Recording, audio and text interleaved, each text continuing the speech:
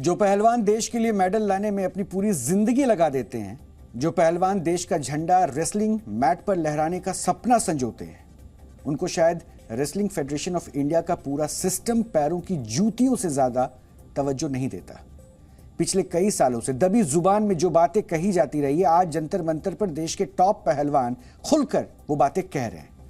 कुश्ती महासंघ के अध्यक्ष और बीजेपी सांसद बृजभूषण शरण सिंह पर देश की महिला पहलवानों ने यौन उत्पीड़न का आरोप लगाया है।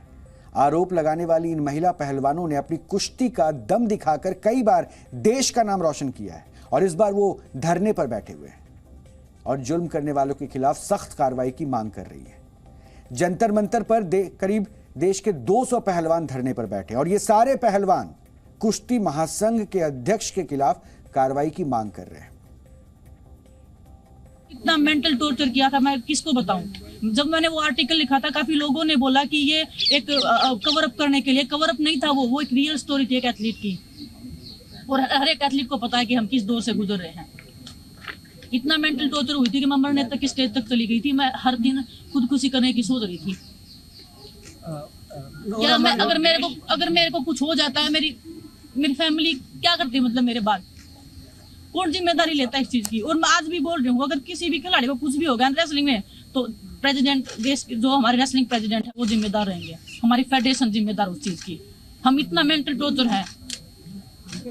ये लड़कियां जूनियर हैं, ये हमसे जवाब मांगते हैं कि दीदी क्या चल रहा है, ये आप लोग इतने सालों से कैसे सर्वाइव करें। मैं बेटा सिस्टम के साथ मिल क्या लड़ाई करें, हिम्मत कहाँ से लाए। आज ये हिम्मत मिली है तो यहाँ आए हैं। पैसा उनके पास है, पावर में वो बैठे हैं, पावर पोजीशन पे बैठे हैं। तो हम एथलीट को मतलब ये कि वो पहली बात तो हमारे पास धमकियां आती है छोटी छोटी चीजों के लिए कि आपको जान से मरवा देंगे।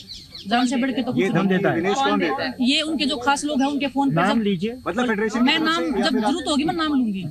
मैं ऐसे ओपन में नाम लूंगी तो मेरे लिए भी एक लीगली मेरे लिए भी वो हो जाएगा, लेकिन हाँ जब जरूरत होगी मैं नाम भी लूंगी।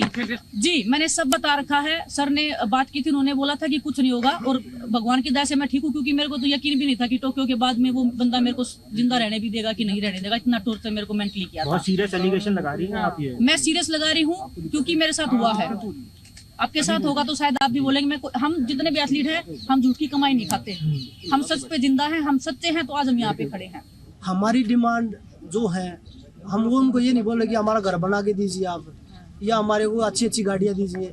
जो रेसलिंग के रिलेटेड होती है वही चीजें हम उनसे मांगते हैं, वो हमारी पूरी नहीं हो पाती। जैसे कि अच्छे कोच जो नेशनल कैंप में जो कोच होते हैं, मैंने इतना रिक्वेस्ट किया अभी चीफ कोच के लिए, जो कोचेज होते हैं वो खुद लड़कियों का शोषण करते हैं, महिला कोचों के साथ में बुरा बर्ताव करते हैं। ये जो बात आप कह रही है विनेश जी, शोषण वाली, ये आपके जानकारी में कुछ ऐसा आया है? मैं नेशनल कैंप है जी कोई सीनियर खिलाड़ी है? नेशनल कैंप्स में जो कोचेज होते हैं सभी कोच नहीं है उसमें, लेकिन कुछ कोचेज हैं जो फेडरेशन के खास हैं, जो खुद शोषण करते हैं, महिला कोचों के साथ में गलत व्यवहार करते हैं। उसकी मैंने आवाज उठाई है इस बार, और उसके बावजूद भी वही चीफ कोच नेशनल कैंप में लगाए गए हैं। जब भी किसी राजनेता पर इस तरह के आरोप लगाए जाते हैं तो नेताओं के फैन आरोप लगाने वालों पर ही टूट पड़ते हैं। इस बार भी आरोप यूपी के एक ऐसे दबंग नेता पर लगा है जो वर्ष 2011 से ही कुश्ती महासंघ का अध्यक्ष बने हुए हैं। वर्ष 2019 में तीसरी बार बृजभूषण शरण सिंह कुश्ती महासंघ के अध्यक्ष बने हैं। सेक्सुअल हरासमेंट का नेशनल कैंप में क्या ये आप निराधार मानते हैं? इन सारे सेक्सुअल हरासमेंट हुआ या नहीं हुआ? हाँ। कतई नहीं हुआ, कतई नहीं हुआ। एक भी सामना कर दे तो मैं फांसी पर लटक जाऊं। यौन शोषण नहीं हुआ, कोई यौन शोषण जैसा नहीं हुआ, क्यों लगाएगा? नहीं हुआ, नहीं हुआ सर, वो कह रहे थे मोदी जी को बताएंगे बार नहीं हुआ। और सर एक या दो नहीं, कई रेसलर नहीं हुआ, नहीं हुआ। एक भी रेसलर खड़ा कर दो, एक भी रेसलर खड़ा कर दो। मिसबिहेव किया था आपने क्या जब वो मिलने आई थी आपसे? हमने उसको इतना सपोर्ट किया है, उतना सपोर्ट किया है उसको, इतना सपोर्ट किया है कि हारने के बाद भी मैंने उसको सपोर्ट किया है, उससे खोज करके जाकर के मिला। भारतीय कुश्ती महासंघ के अध्यक्ष बृजभूषण शरण सिंह पर कई तरह के गंभीर आरोप लग रहे हैं।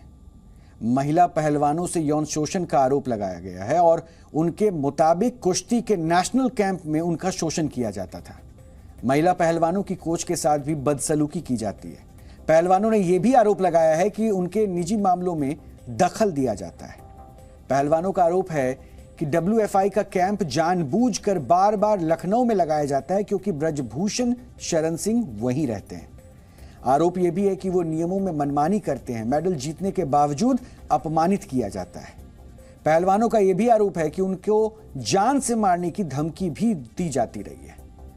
महिला पहलवानों ने यहां तक आरोप लगाया कि ब्रजभूषण खिलाड़ियों के ही होटल में रुकते थे। उनका आरोप यह भी है कि जिस फ्लोर पर महिला पहलवानों का कमरा होता था, उसी फ्लोर पर ब्रजभूषण शरण सिंह का कमरा भी लिया जाता था। यही नहीं, उनके मुताबिक ब्रजभूषण अपने कमरे का दरवाजा खुला रखते थे। हालांकि नियमों के मुताबिक खिलाड़ियों के ठहरने वाले फ्लोर पर कोई और नहीं रुक सकता है। चैंपियनशिप थी अभी बुल्गारिया में, वहां पे प्रेसिडेंट सर उसी होटल में रहे जहां पे टीम थी, जहां पे लड़कियों के रूम थे, महिला खिलाड़ियों के रूम थे, उन्हीं के रूम के सामने उन्होंने रूम लिया। मेरे को खुद जूनियर खिलाड़ियों ने बताया है।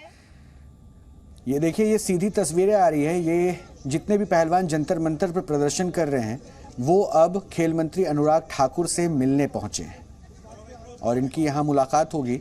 और ये सीधी तस्वीरें अभी हम आपको दिखा रहे हैं, जहां पर खेल मंत्री से मुलाकात करने के लिए ये महिला रेस्लर पहुंचे हैं, क्योंकि अब इसको लेकर राजनीति भी बहुत तेज हो चुकी है और अब कई सारे सवाल भी खड़े हो रहे हैं। वैसे धरने पर बैठे पहलवानों ने धरना खत्म करने के लिए 3 मुख्य मांगे भी रखी है। पहली मांग उनकी यह है कि ब्रजभूषण शरण सिंह कुश्ती महासंघ के अध्यक्ष पद से इस्तीफा दें। दूसरी मांग यह है कि भारतीय कुश्ती महासंघ को भंग कर दिया जाए और नए सिरे से इसका गठन हो। तीसरी मांग यह है कि ब्रजभूषण शरण सिंह पर लगे यौन शोषण के आरोप की निष्पक्ष जांच हो। हमने धरने पर बैठे पहलवानों से बातचीत भी की और यह जानने की कोशिश की कि वो इतने वर्षों बाद अब धरने का ख्याल क्यों ला रहे हैं।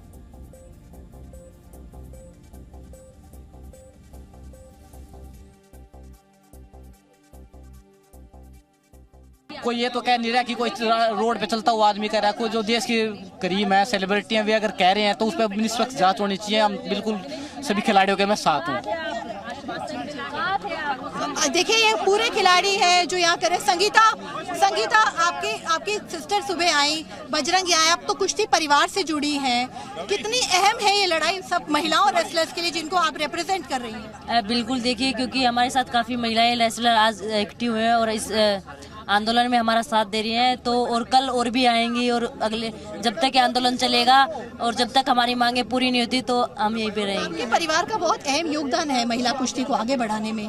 तो कभी पहले गीता बबीता भी रही, बहुत कितने सालों से आप ये सब चीजें देख रही हैं ये फेडरेशन? देखिए, जब से हम रेसलिंग में कैंप में आए हैं, जब से हमने देखा है तब से हो रहा है। क्योंकि हमारी गीता बबीता सिस्टर उन्होंने भी देखा, लेकिन तब ये था कि कोई लड़की सामने आके ये बोल नहीं सकती थी या प्रूफ नहीं दे सकती कि हाँ मेरे साथ, क्योंकि वो डरती थी। तो आज कुछ लड़कियां सामने आई हैं तो उन्होंने हिम्मत दिखाई है, तो इसी वजह से हम यहाँ पे आज हैं।